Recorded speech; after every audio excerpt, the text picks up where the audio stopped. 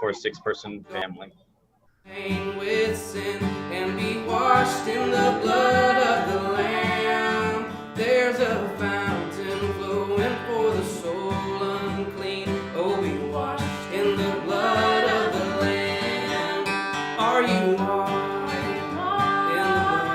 in the soul cleansing blood of the Lamb?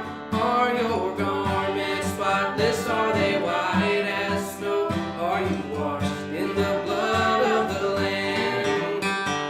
Some glad morning when this life is over, I'll fly away to a home on God's celestial shore. I'll fly away. I'll fly away, oh glory. I'll fly away. When I die, hallelujah, by and by, I'll fly away.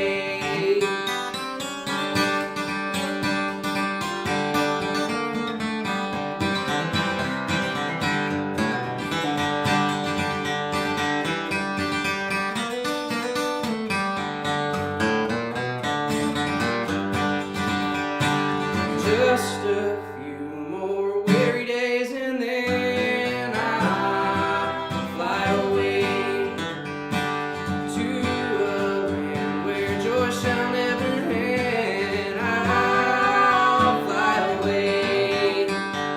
I'll fly away, oh glory. I'll fly away. When I die, hallelujah, by and by, I'll fly away. When I die, hallelujah, by and by, I'll fly away.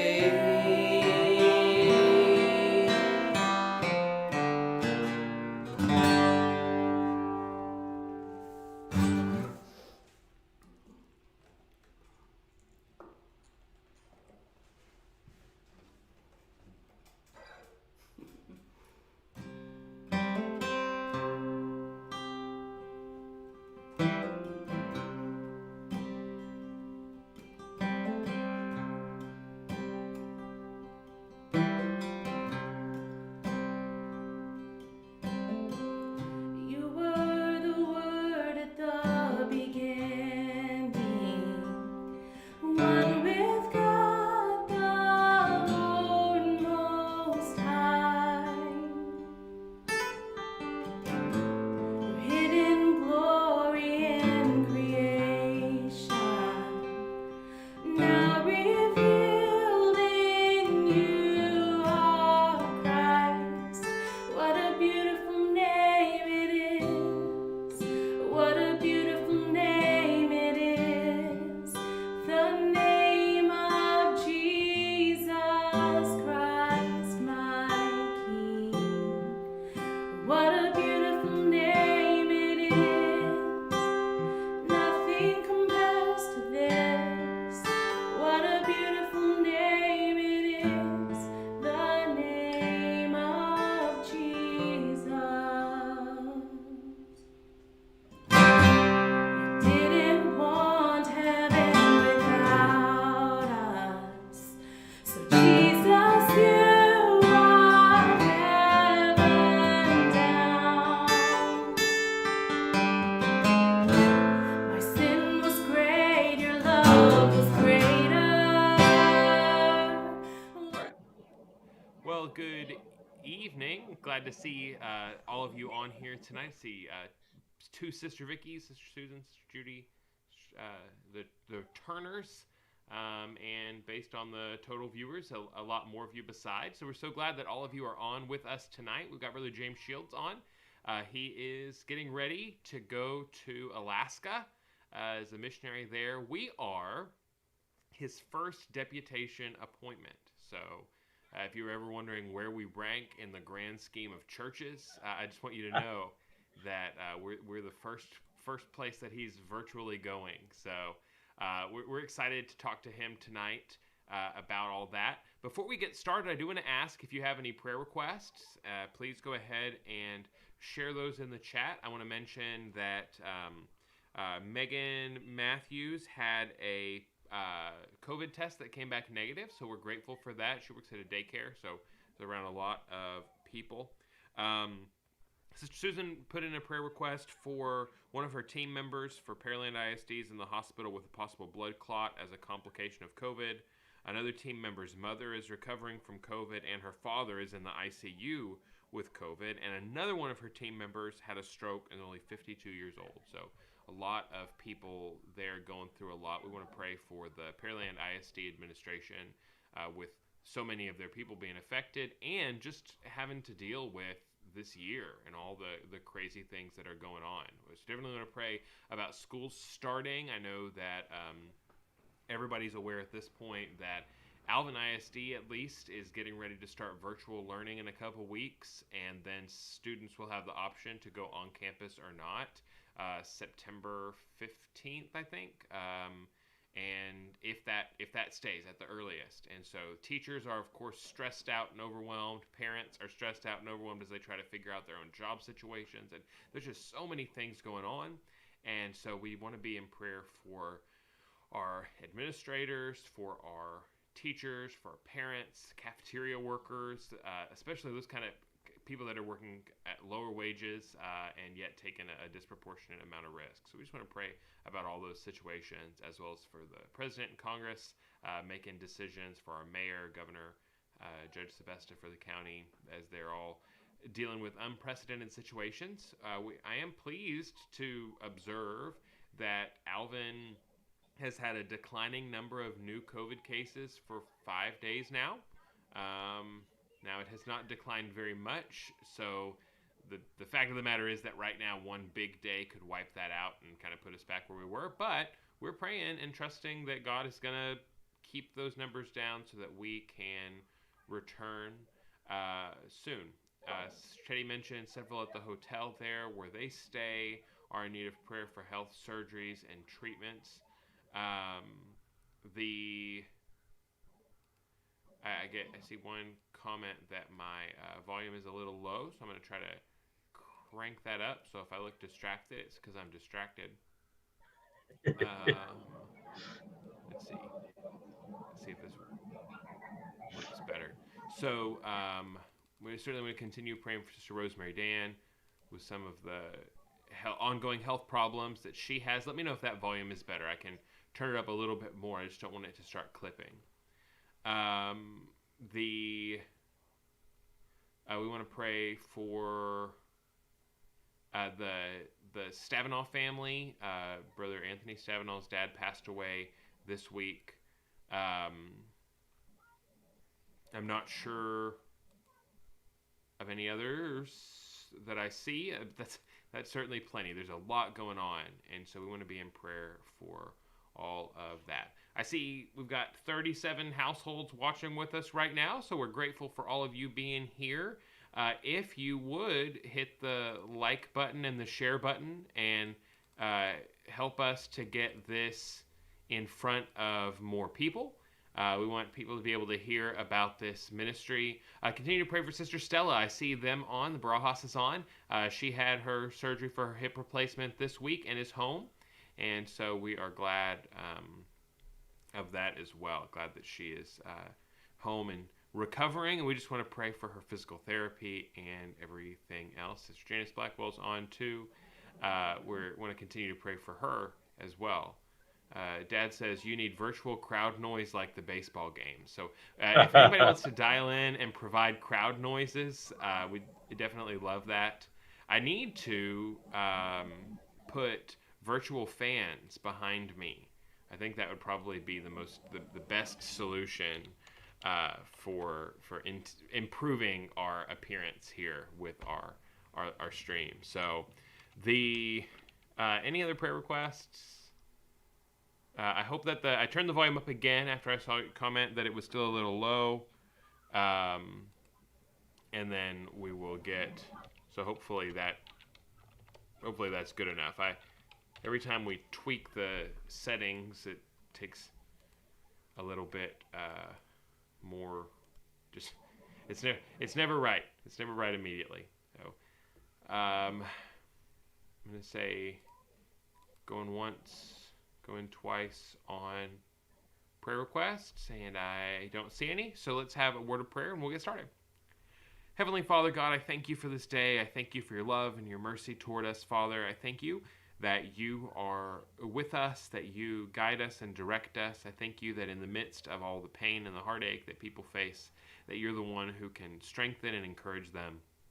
I ask, Father, that you'd guide our leaders during this difficult time, that you'd restrain this virus, help therapeutics and vaccines and whatever it takes be found to stop its spread, Father, and to heal those that are currently affected with it.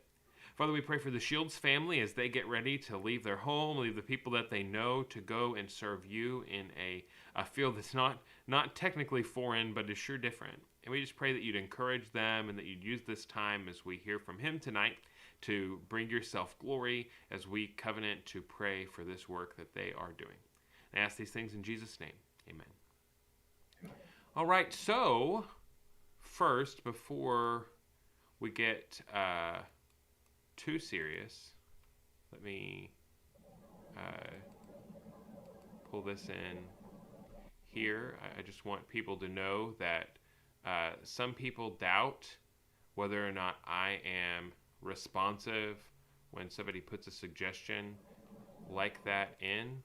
So here you go. Take me out to the ball game.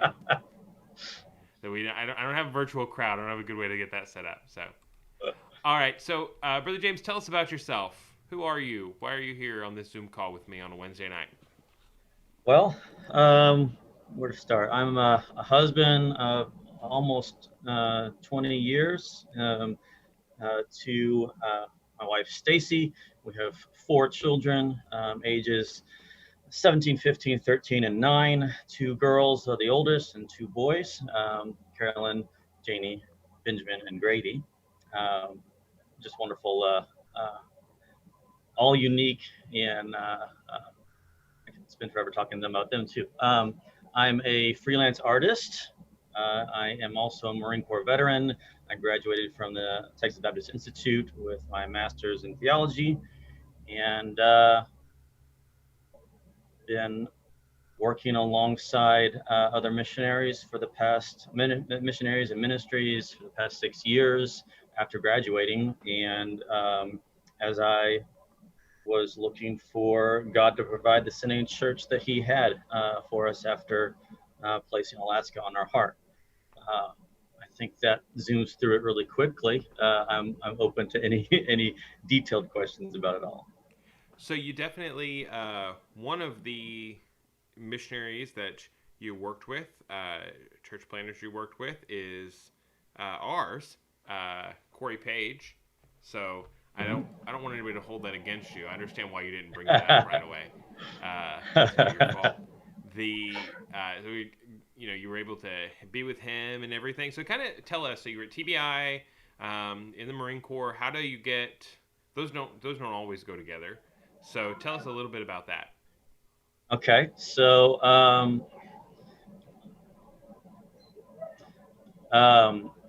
I surrendered to ministry early in my marriage, probably about 2 or 3 years in, and I tried to go spend time with family up in Washington while trying to pay off some debt, and eventually started in the middle of the semester back in 2004, and about a year, actually less than a year in, I had a desire to serve my country, and so I brought that up with my wife, and she wasn't having it, and so I put that away. A year later, it was still there, and but this time, I spoke with others because there's wisdom in a multitude of counselors, and there's so much. I can tend to talk long, so I'll try and just hit the highlights. So while after God worked in a couple of ways, we felt God was leading to for me to join the Marine Corps Reserve. Um, and of course, there's a lot of mystique when you're going into something like that, thinking, well, I'll go off and then I'll come back to school because it's 1 week in a month, 2 weeks a year, so on and so forth. And some of the things that the recruiters said were technically true, but not experientially. And so I rolled straight into a pre-deployment workup and for Iraq, came back, and I had about a year before my next deployment. And so because of the Marine Corps, it took me 10 years to get my my master's. But during that time is when I first met Corey, and early on, I felt a desire to do mission work early on in while attending TBI, and I had desires to go to different places, but those never remained. And when I graduated, we didn't know where next, and so we knew that Corey and Jessica needed help, and so we decided to just go down there, and God just kept closing doors, and it wasn't until he placed Alaska on our heart. He used a Marine friend of mine that I had this drawing to that I couldn't explain, and it wasn't until I was talking with a friend of mine and talking about Austin and then also my friend, and I really didn't have a heart for Austin. And my friend asked me, well, where's your heart for your friend? And that's the first time I realized that I had a burden for him. And so I don't know if I got to the actual answer to the question about how those two came together, but it was for my wife had never been to Alaska, and so I decided to take her as an anniversary trip and as a chance to see my friend. And while we were there, the God began to place that burden on my heart. But we made no decision while we were there because I know the honeymoon feelings. So I don't know, did I get to your actual question? How did TBI and Marine Corps coexist? Yeah, so you had this call to ministry, you started, and then you felt the desire to serve your country, and after some negotiation, maritally. Yes, and it's interesting when I joined the Marine Corps, I'm sure that plenty of the TBI instructors were like another one who's just going to fall off the map. But I remain dedicated to it. I even did some of my correspondence courses while at boot camp and in between, and so that was definitely a definite call to ministry. But God took me through that in a very unique way, and I think I'm actually very positive He was doing it because He was molding me differently. Mm-hmm. Well, first, I want to say on behalf of everybody listening, of course, thank you for your service. We sure appreciate your service for our country and for God's kingdom. And so, what do you think? I mean, what kind of things do you think your time in the military? What kind of unique perspectives or unique ways do you feel like God shaped you with that? Well, first He broke up my seminary instruction. There is a very big tendency for preachers to fall into a cookie cutter mold. You get a batch of teachers, and generally, you get students who want to be like these different preachers and instructors, and He kind of broke me up in that sense. But also, it was in the Marine Corps that I actually finally felt, even though I was 28, I finally felt like an adult. Going through that process, I hadn't sat down and said, okay, well, how does this make me different? But I think it does establish a different type of value. I actually I appreciate the value of sweat when it comes to work, and so I think I work a lot harder now. And even though as a Christian I should have integrity, there's also a certain amount of integrity that's built into you as a Marine that you want to hold to. Ideally, that Christian value is the higher one, but it certainly strengthened it all. Yeah, I think that definitely the kind of grit that you're going to need in a place like Alaska is the kind of thing that Yes. Yes, I think that so the physical aspect of it too. There's through all the training you've been through, that you go through, um, knowing that you've been pushed to a certain level, lets you kind of know some of your limits. So yeah. It's really interesting. One of my best friends is in the Marine Reserves and started, I guess, 26 or something, so older than a lot of the recruits too. And so talking to him about some of that as well is always interesting. So Yes, yeah. Alaska. So you're in Austin. You're serving there, but that's not really where God wants you. So tell us a little bit about first your burden for Alaska, and then I'm going to ask you about this process of finding a sponsoring church and all that. Okay. So the process of the burden, and then I'll actually talk about our serving in Austin. So I began with I already mentioned about the friend of mine, and I know we talked a little bit beforehand, so I'm trying to not to. I want to cover some of the stuff I said there that I didn't already cover, but so if I repeat myself, forgive me of that. But I had I had the Marine Corps friend that was in Anchorage, and I wanted to see him, and so we went there as an anniversary trip with my wife, and while we were there, felt a desire for Alaska, but didn't want to make any sort of decision while we were there. We came back and started attending some missionary training, and at that point, we felt. I certainly felt the call and felt ready to surrender to it.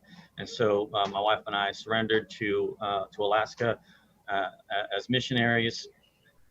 And we continued in the training, MTM and the World Mission Seminar.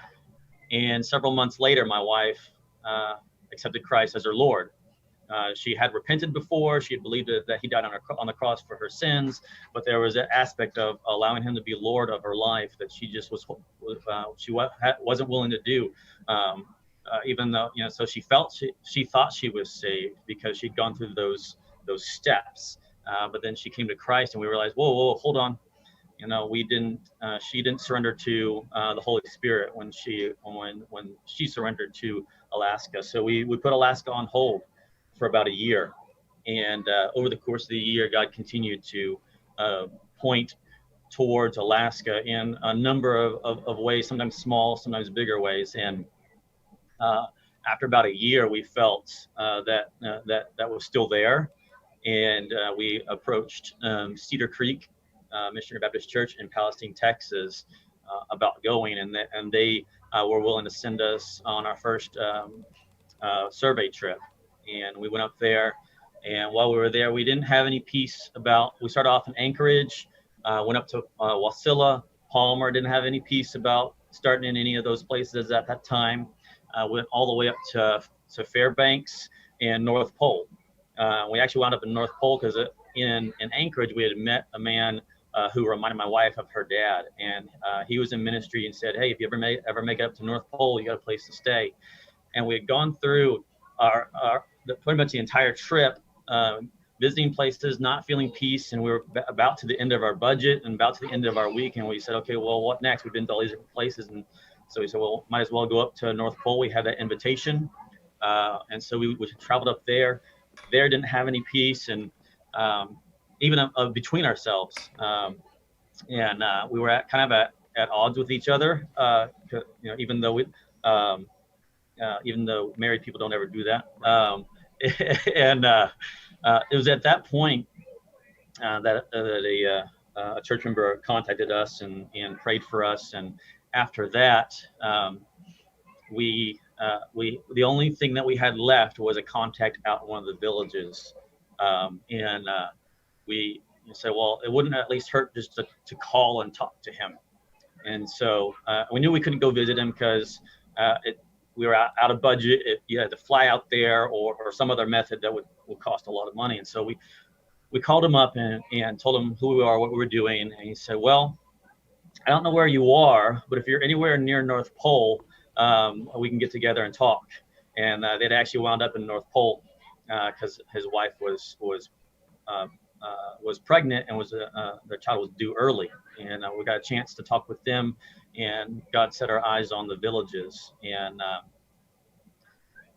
And so that was our first trip, and when God first began to put our heart towards the Alaska Native people, the Villages, and then we came back, and so we tried to pursue it, but Cedar Creek never felt led to send us as missionaries to Alaska, and I've been very purposeful about my approach for ascending church, because I knew with the field that it was with Alaska, no churches in no ABA missionaries or churches up there, that a lot of people would want to see that. I knew I could get ascending church if I wanted to, and as a Marine Corps veteran, but that would be a church, ascending church that I made happen.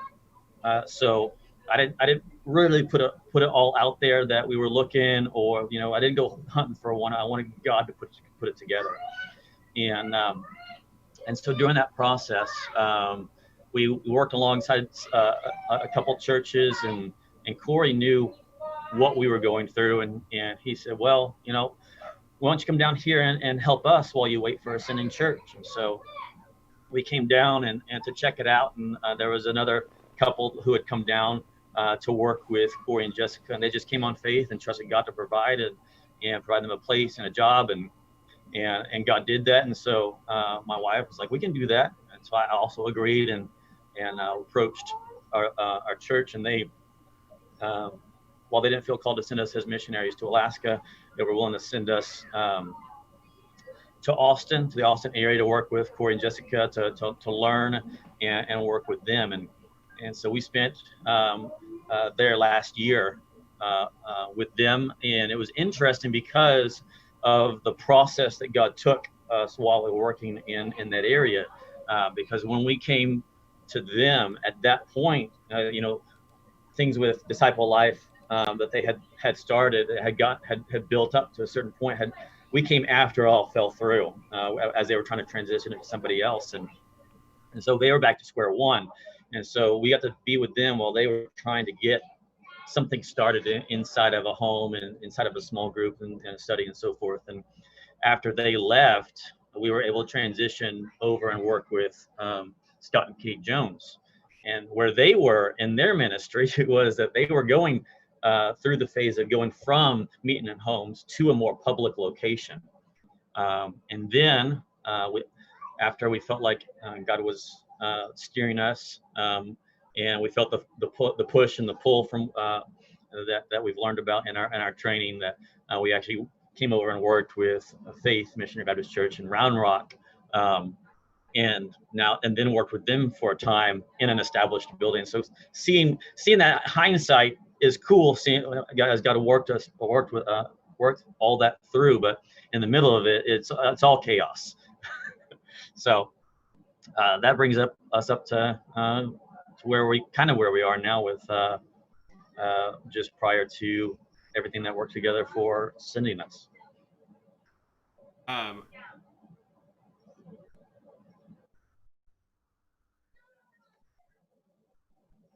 There. Okay. I think everybody can hear me. I tried to turn a noise gate on because the air conditioner kicked in, but I obviously can't configure it very well while I'm talking. So before we go further, I want to say that if you have any questions in the chat that you'd like for me to throw out there, then please share those. If you have something you'd like to do confidentially, then send it to me, text me, or send it to me in Messenger or something. But I see we've got a good group on YouTube and a good group on Facebook. And if you want to use the Watch AMBC chat, you can do that too. So I'm going to switch between the three chats and my own text messages. So if you have any questions, we certainly want to share those. Let's say you've got $100,000 burning a hole in your pocket. You've been thinking, what am I going to do with all this money? Well, I've got an idea.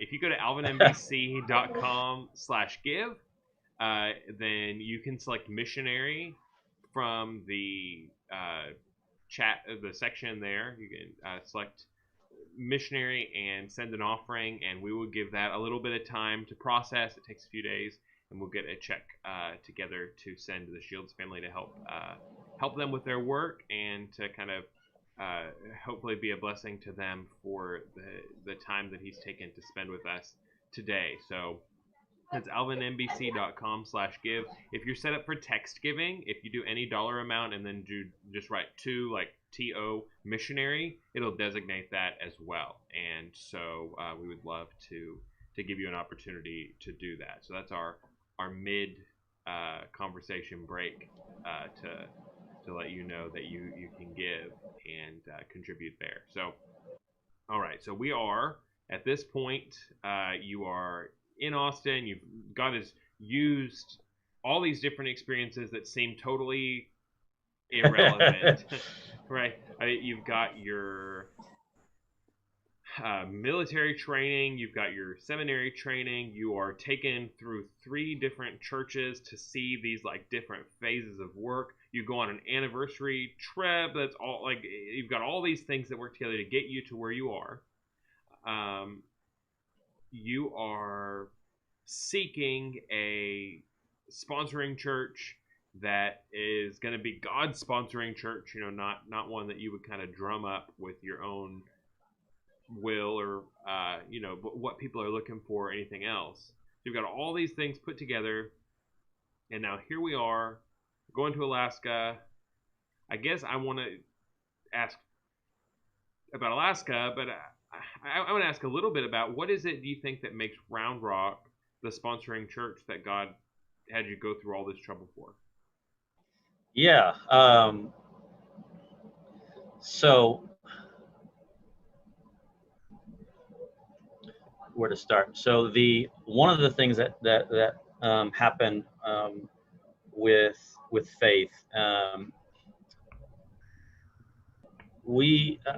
my family, we're a down to earth type of family, and when we were in Pflugerville, we got along great with Scott and Katie, but the people that they were trying to reach and minister to were higher affluence. They and so we really didn't mesh well, and there was a point in which we felt like there was a push there, but we didn't feel a pull.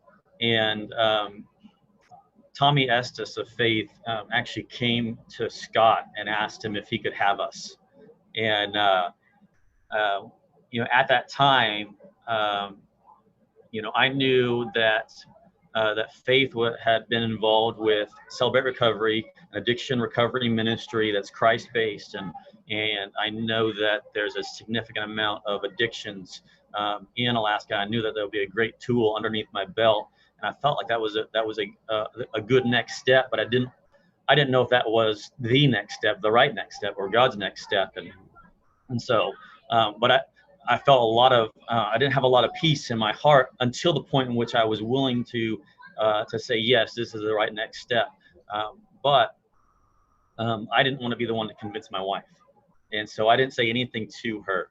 And about a month later, she basically told me she needed me to make a decision about what our next step in ministry was, and our small groups had stopped for the Christmas season. And I said, okay, well, since we're not doing the small groups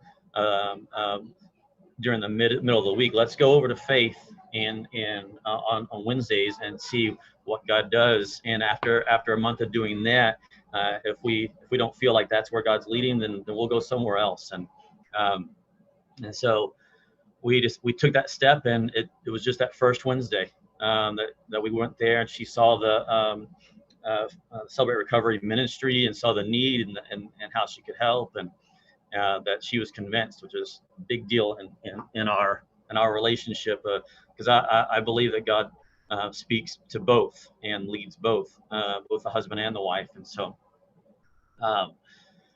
we got involved in Celebrate Recovery, and I've been going through the steps so that I could be qualified to start another one, or at the very least, I'm going to take the biblical principles that it's founded upon, so that I can provide recovery to those who are addicted in Alaska. And so the faith's heart for those who are trying to recover from addictions. Also, Tommy's military background, and the church's personality towards the commitment it takes to have a lasting impact in people's lives. That it's not just you drop in and how much it takes to, in Alaska, it's a long-term commitment. If you're going to see a difference in a generation, and so their heart and the way they approach ministry, I think all that comes together, and the fact that the core just loved us from the very beginning, and so the fact that the core love us is a great deal too. And so they're already all in, and so when they voted, it was unanimous. And so I think that God placed us with the church He wanted. Yeah, that's pretty incredible. Seeing all those pieces fall into place, and I know Tommy's a uniquely gifted guy. He's got a lot of ability, he's got a heart that's almost unmatched, his compassion for people and everything. So I'm sure that's going to be a great sponsoring church. We've nibbled around the edges of it, but now Alaska, it's obviously what most of us know is that, in Alvin, it's 97 degrees or whatever right now at 7:30 at night. Tell us about Alaska. Tell us about why is Alaska a place that this kind of work is needed? What's it going to be like when you get there? Just lay it on us. Well, one, it's going to be cold, and I actually prefer the heat, and so I'm not going for the weather. And my wife is looking forward to a break from Texas weather, but it's not just physically cold; it's spiritually cold. A lot of people don't know the statistics of Alaska. Alaska is when you look at the spiritual level of things, Alaska is at the bottom for a lot of things. One, certainty of belief in God. I think they rank among the bottom 5 of all the states. And then prayer life, I think, is bottom 3. And then there were 2 others. I forget the third one, but as far as actual church attendance, they rank the bottom in all the states. Actually, I have it pulled up. I'll get that other one. So you have certainty of belief in God. You have frequency of prayer. They are 3rd from the bottom in frequency of prayer. The importance of religion, they are 2nd to last, and then with worship attendance. Of those who do claim that all those things are important and do have a frequent prayer life, then you still have worship attendance at dead last. But beyond that, you have, especially when you talk about the villages, you have a crime rate and a depression rate and even suicide rate that's uniquely different in Alaska. When you talk about the indigenous Alaskan people, especially, they've gone through cultural change that's been forced upon them. Actually, relatively recently, we don't realize just what they've gone through. And the Alaska Native Claims Settlement Act of 1971 took all their land from them and eradicated their hunting and fishing subsistence rights. And while they do have reservations, it's all on the ocean. It's all the islands. I shouldn't say all the islands, but it's all on island sections. So if you had the vast area of Alaska, you have all sorts of different Alaskan Native people groups.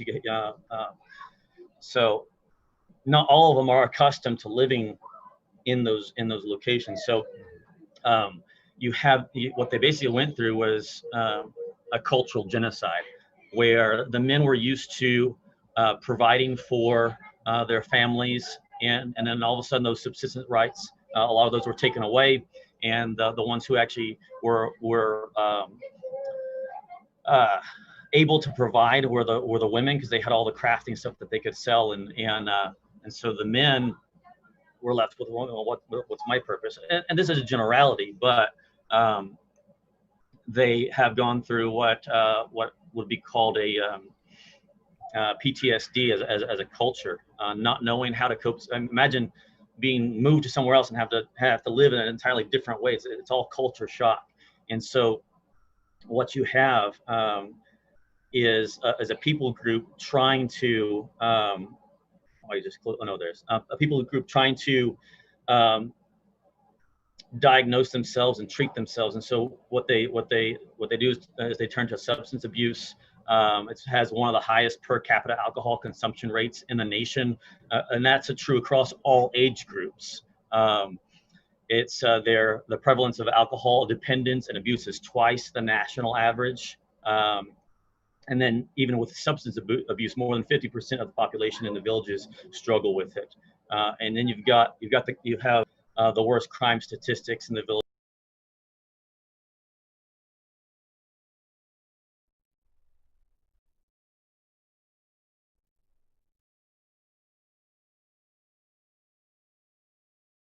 Shed light on, but you've got all of that.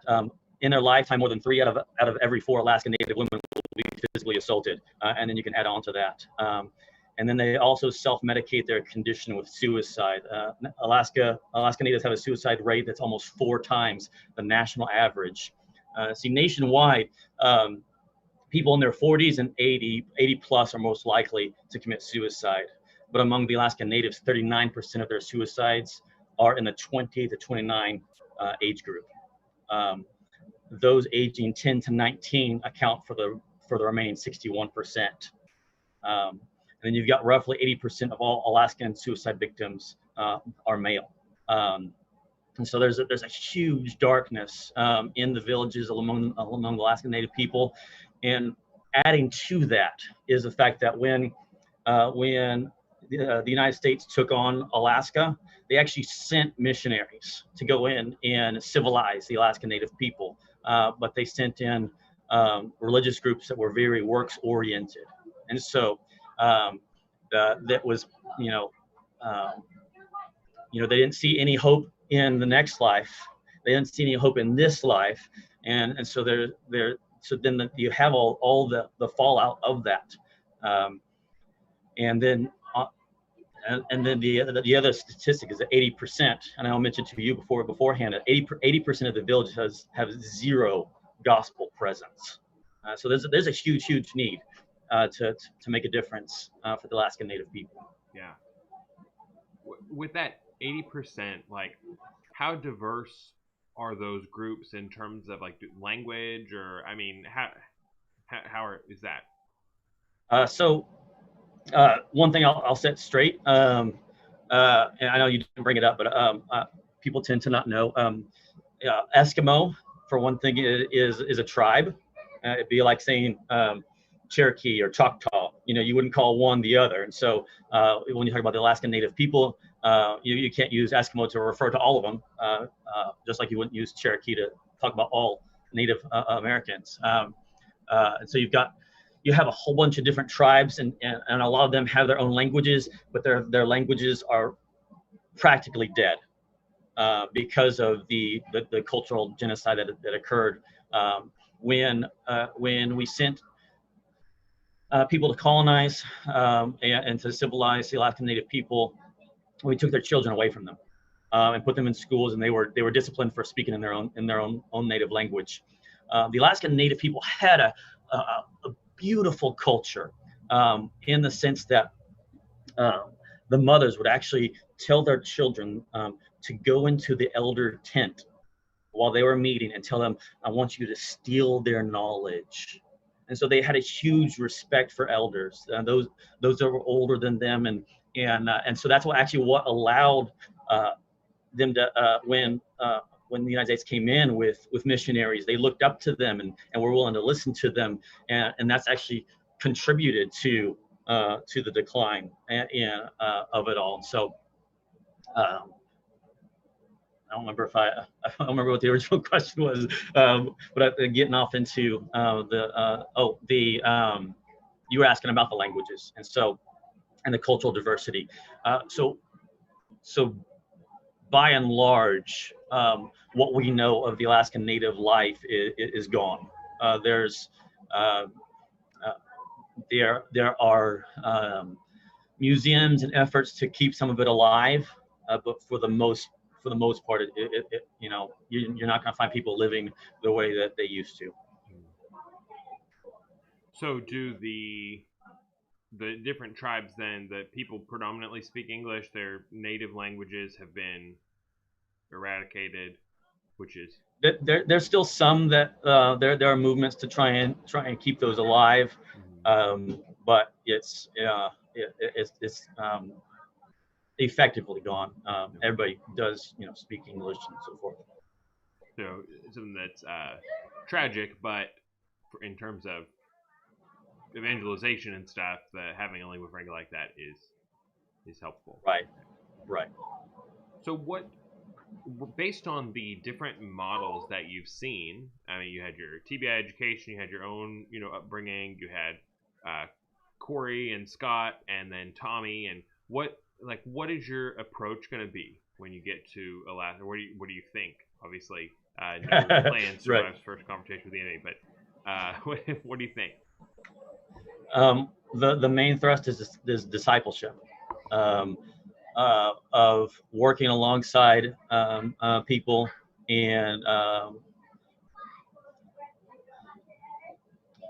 looking for opportunities to share the gospel for people to come to Christ, and then train them up in the scriptures. But I have zero desire to try and get anybody into a building or buy land or anything of that nature. That needs my personal conviction is that as disciples are made, then God builds His church, and then for them to have ownership. And I think that's super important for the Alaskan Native people, especially for them to have ownership in it. They have to be the ones who find their place of meeting, of saving up for buying one, if they do at all. And so I think that what I'm taking away from my time with the Marine Corps, and seeing, and I don't want to jump all over the place with that, but seeing the importance of training disciples to make disciples, and what effect that can have, working alongside Corey, and going from meeting in a home and then trying to get into a public location. There's something that dies there. And I'm not saying anything negative about having a public location. I think that is great, but there's something about the close knit thing that you can have by being small. I think that any large church is only going to succeed because of its small groups. I could be wrong on that. I reserve that right. But when we see, I work alongside Scott and going from meeting in homes to a much larger location, and then working alongside Tommy and finding, even at Faith, COVID hit, and the only way we can really disciple. I mean, you can't disciple. I don't want to say you can't, but it's much harder to disciple. And when I look at Jesus' life, how he discipled, yeah, he had the times that he spoke to the large crowds, but the greater impact is when he was working with the 12, and then specifically with the 3, Peter, James, and John, and so that's kind of my heart of, I'm not going in looking to make a big splash. I got to make a difference in individuals at a time, and so that'll be my approach, and trying to teach them to make disciples and let God grow it and establish it. So I think that's obviously, especially starting from scratch, right, in a place like it's not like you have an if you build it they will come opportunity. Like, well, you're going to have the best, you know. They've tried that. There are a lot of Southern Baptist works who claim that they've built a church in a village, and it's true they built a church building, but they're empty. And that's not true of every one of them, but that there is a strong there has been a strong push on building buildings, but that's not our call. Mm-hmm.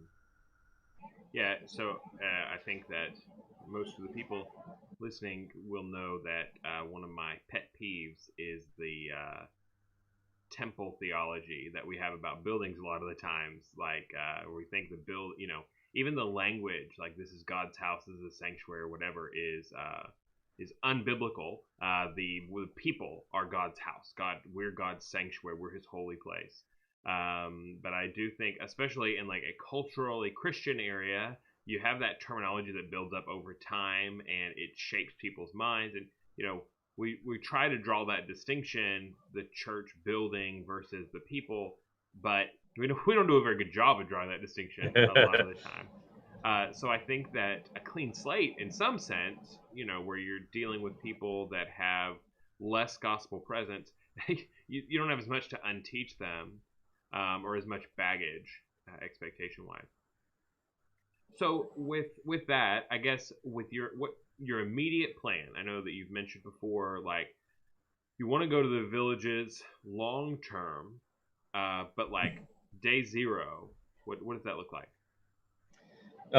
So day zero is well, we're already day zero in the sense of our immediate plan is to go to Anchorage, going to get a job, going to work side along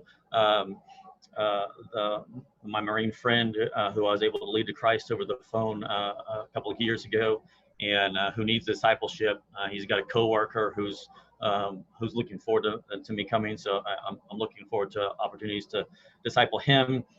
My friend's family needs it, and extended X type of family needs it, and so I plan to do the same sort of thing that I would do in the villages, is make disciples. Primary thrust of the first year is adjust to the culture and the climate. We'll be involved in ministry. We'll be making disciples, but I'm not going up there trying to make a big splash and get something planted immediately. There's a lot of missionaries. I mentioned beforehand. I don't remember if I mentioned earlier, but a lot of missionaries go up there and they fail because they go there and they're not adjusted to the culture and the climate, and so they leave after a year or two. And I want to start off on the right footing and get adjusted. And so that we're going to go up there and as best as we can as a family, learn how to function in Alaska as missionaries, and that's our immediate plan, and that what God opened up in what brought us there. Actually, I don't know if I forget when I mentioned it, but I was talking to a contact, another person in ministry up there, about us coming, and it wasn't. We hadn't yet. Actually, it wasn't even our mind to come yet. And he was asking, well, what's your time frame? And I was thinking, well, okay, traditional way, I've got to get a sending church, and I need to go for a year and a half, 2 years of deputation. So soonest I'm looking at is 2 years. And he knew I was a freelance artist, and he said, well, if you can do your art anywhere, why don't you just move up here and start getting adjusted? And I was thinking, well, one, that's not the way I'm supposed to do it. And two, it's expensive. I'm just an artist, and I have some ministry support, but I didn't have a lot. And two, it's kind of hard to do deputation from Alaska. And then he said, well, this might seem like out of left field, but how do you feel about trying to place orphans in nursing homes? Not nursing. I keep on saying that, in foster homes. And at that time I was stuck at the end of James chapter 1, where it says that pure and undefiled religion is to remember the widows and orphans and to keep yourself unstained from the world. And I felt like, if I'm stuck there and this is suddenly brought up, it'd be unwise to not at least consider it. And while that particular job didn't work out, it did open us up to being willing to consider it. And I was talking to my Marine friend and about what we were looking at and how that job thing was falling through. He said, "Dude, you have a job up here. You just have to get here." The job the place that he works at is always looking for good, solid employees, and it pays decently well. And so then we, I as I mentioned beforehand, before we all started, that I was not on board. I was like, "Oh no, that's not the plan that I had in my head." And my wife immediately had peace about it, and God worked peace in my mind. And so when we finally agreed together, okay, we'll take this step of faith, just like we did with Austin. We'll go and trust God to provide and confirm if this is where He's leading. And there was, when we made that step, we said, okay, all right, now we need a time frame. When are we going? And my wife didn't want to leave any sooner than 3 months from when that started. This was in June. And so earliest we're looking at was September. And as I began talking to my friend, he said, "Well, if I can give you any advice," and he didn't know what we were looking at time wise. And he said, "Don't move up here in the winter," because he had to, and moving up 3 flights of stairs with all your stuff and so on. I said, "Okay, well, when does winter start?" And he said, "End of September." So we suddenly had our time frame, our window that God defined relatively specifically. And so then we came to faith. I asked them to consider it, and they spent a month praying, talking, teaching, and then finally voted. Not this last Sunday, but Sunday before, and it was a unanimous. And all families were present in the voting, and so definitely see God's hand in hindsight. Yeah, so it sounds like God has worked all the pieces together, but it just takes time. It takes patience and faith to kind of see it. And that's something that I think some of the people that are listening, that have been kind of looking for God's direction in their life, might be good for them to hear that, what you're saying. Yes. 200%, I would say that if you want to know where God wants you, what you want, what He wants you to do, well, right now He wants you to serve. You serve where you are until He leads differently, and you don't go somewhere just because things get difficult. You don't leave whenever there's any sort of push. You wait for God to give you both the push and the pull. There should be a draw somewhere, and there should be a push from where you are and a draw to somewhere else. And until you have that and peace from God in that, you serve. You do what you can where you are and serve faithfully, and ask Him to reveal His will, because it could very well be to stay right where you are. So we've got a couple of questions. One of them, I think, some of them probably we already sort of dealt with tangentially. You talked about Anchorage being your starting place.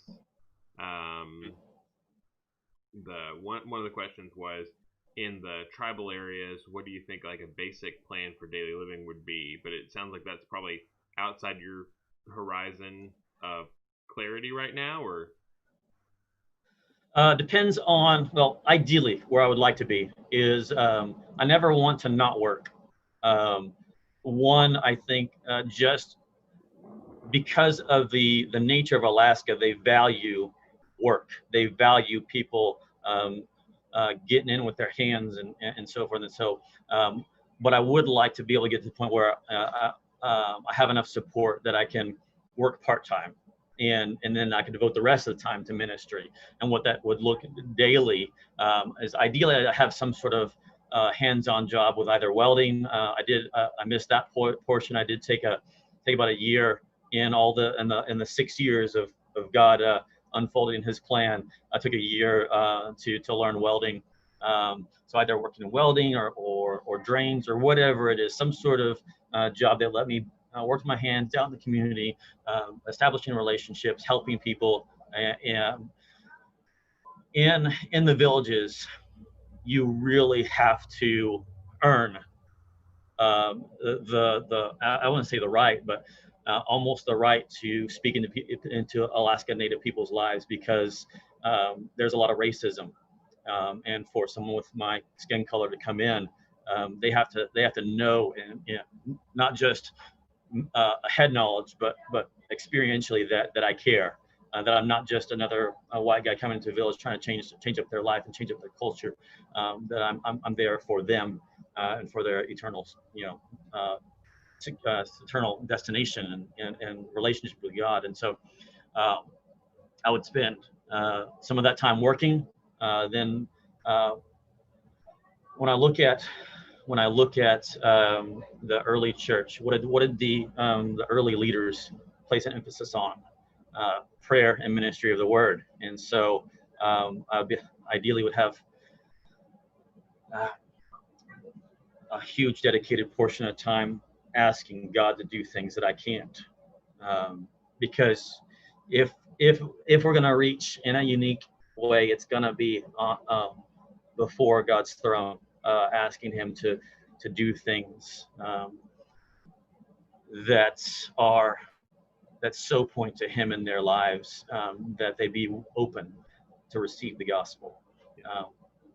So that's the battle plan ahead of time. We don't know what that looks like once we hit the ground, right. But that's a little bit of it.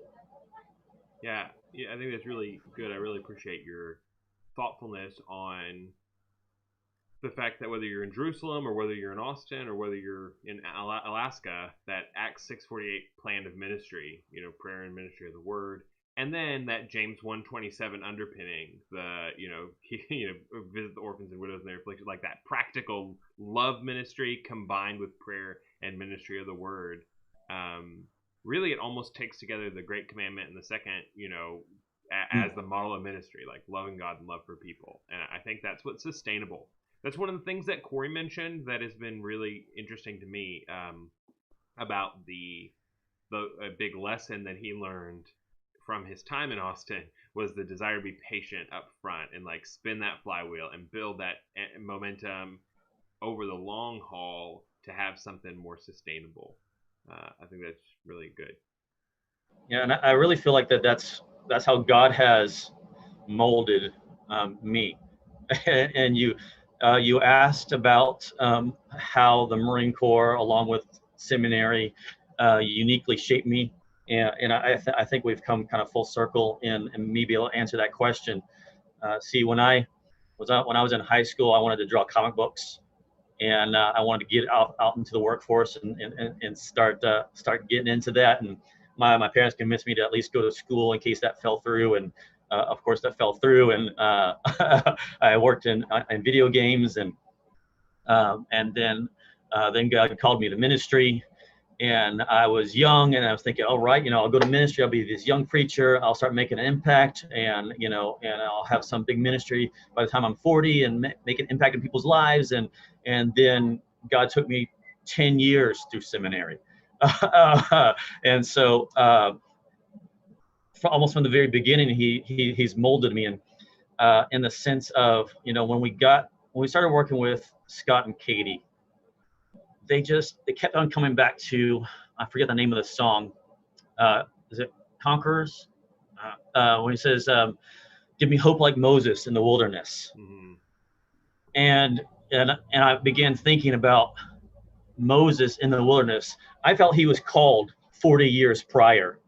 And God took him 40 years because he had a plan for them. And I got to pray, God, don't let it be 40 years before you get me there, but I got to be willing to spend the time wherever or however long he takes it. And so I think that, one thing I've known for sure is that this is no act of or flight of fancy. This is no, nothing whimsical on my part, because how long this process has been. 6 years of having that desire and that burden, and it's gotta sustain.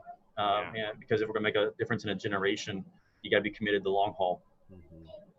Yeah, you look at the people that have gone to these kind of unreached people groups and seen lasting success. It's not quick success.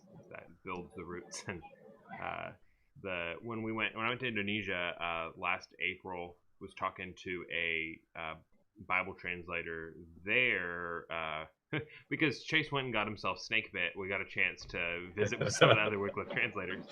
And one of them was talking about how many of these guys go and spend their whole lives translating the Bible into some tribal tongue, and then it sits on a shelf because it's not organically connected to the people who are there. And so they produce a translation of the whole New Testament, or the whole Bible or whatever.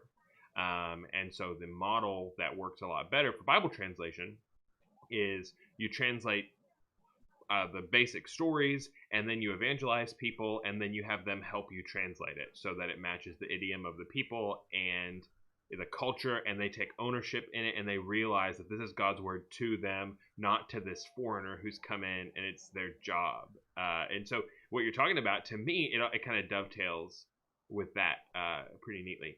I know we're about out of time. I want to ask one question that I'm going to ask one of our members, Brother Todd, asks a question that I'm not going to have you answer because this is your first deputation, and you've got to go talk to other churches.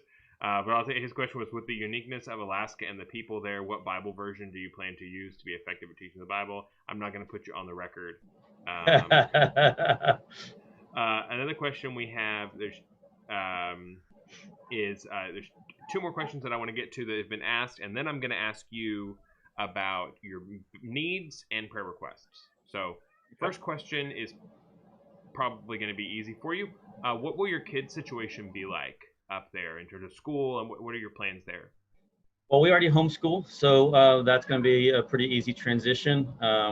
I've been very blessed to have my oldest, she's 17, and prior to us knowing that we're moving this soon, we were looking at, she might turn 18, and we still haven't gotten up there. And she said, I'm going to Alaska. I want to see what God's doing.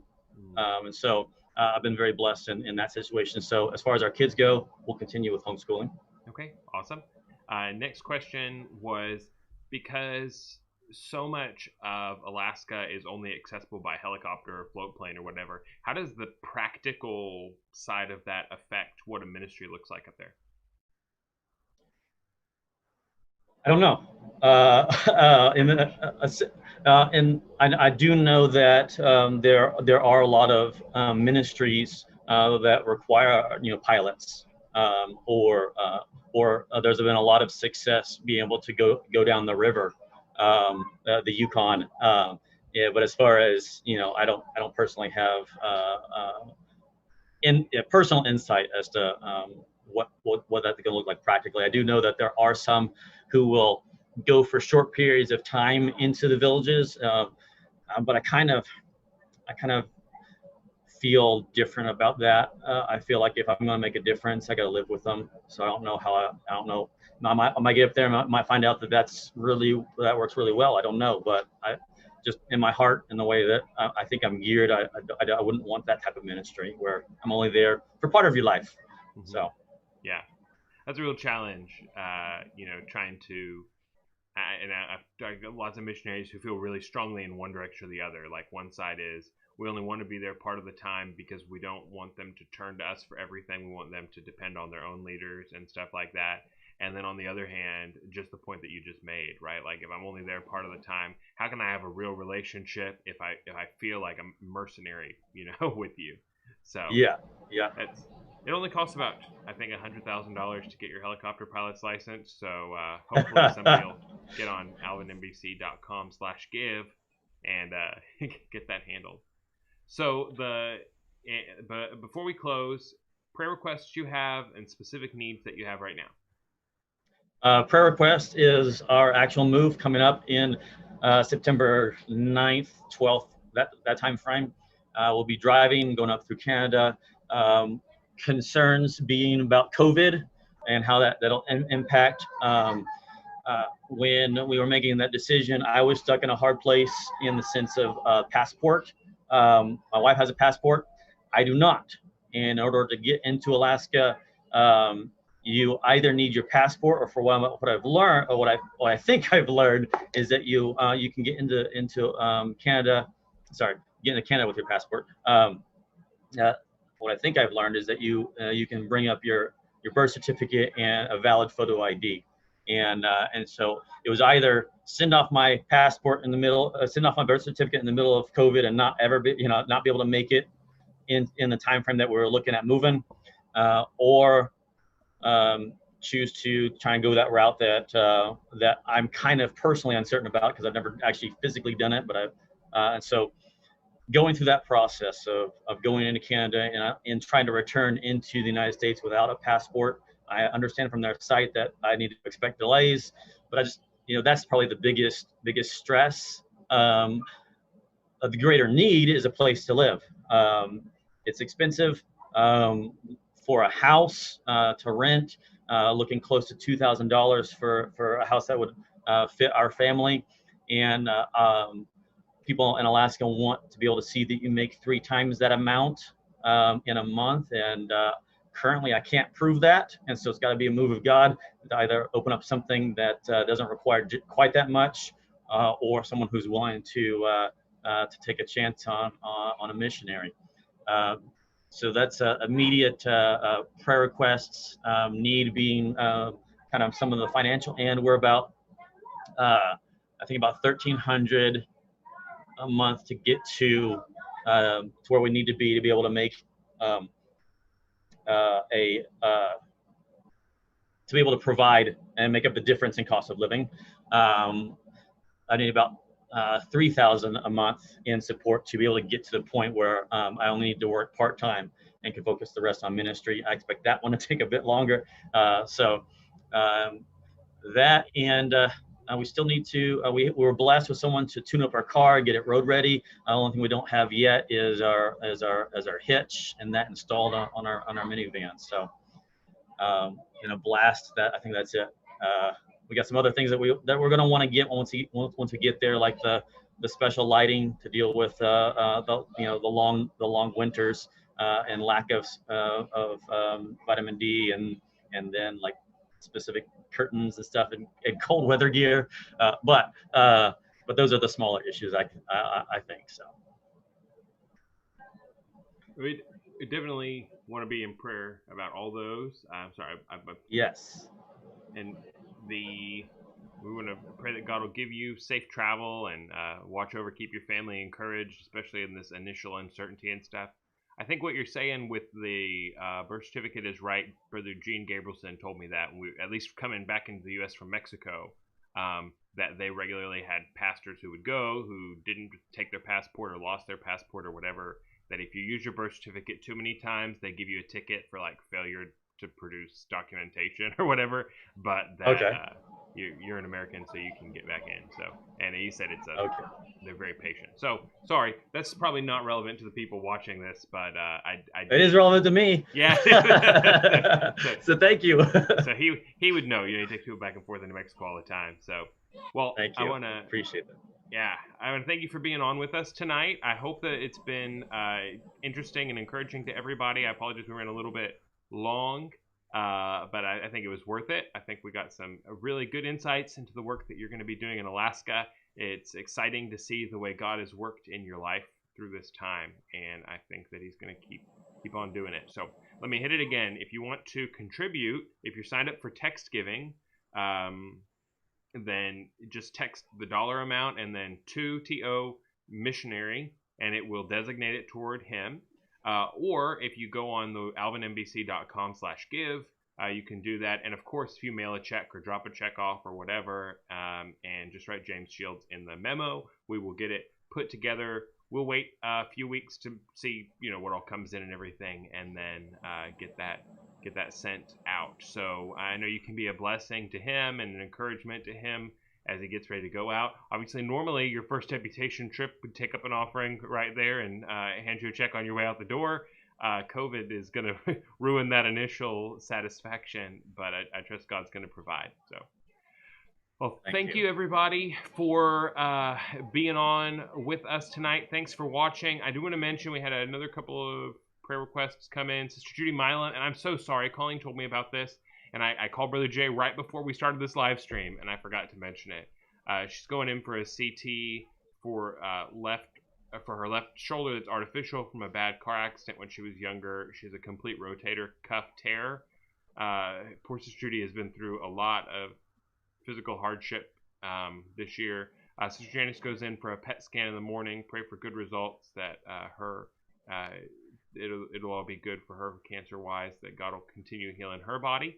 And Sister Betty Montague, I don't remember if I mentioned it or not, is going in on Friday. She's having a lot of fluid they need to take off.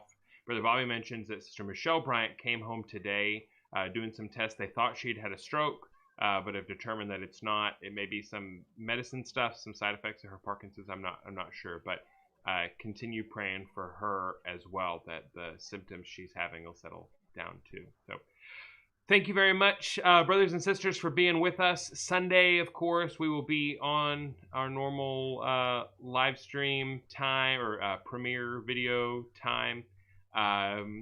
So if you have any other prayer requests or need anything else, please let us know. Otherwise, God bless you. We'll see you soon.